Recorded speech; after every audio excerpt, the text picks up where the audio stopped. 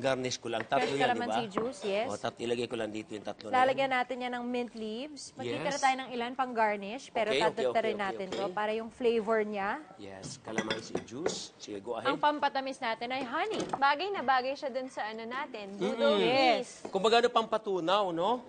Oopsie. Oopsie. Crush ice. Crush ice. Konting-konting water dahil magtutubig na rin tong Okay. calamansi and honey. Yun.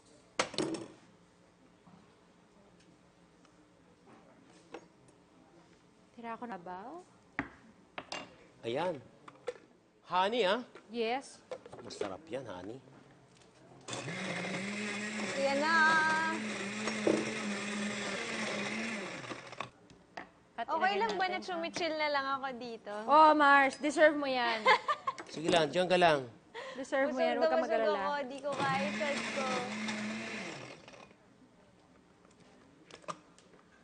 Yun, ah. Lagyan ko muna ng konting ice. To. Kunting ice. Yung glass, tignan mo dito. At lagyan ko ng garnish. Ayan ng bahagya. Yes. Wow, sarap naman. Nax! One down, chef. Sige, sige. Share na lang tayo. Wow naman, ang ganda naman. Dalawa lang.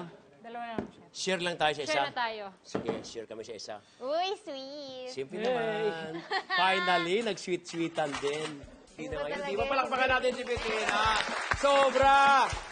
Alright, ito na. O, chef, ayun na. Oh, di ba? Meron na agad tayong madali pero masarap na drinks. Calamansi Mint Cooler. B1 Bito, is served na yan!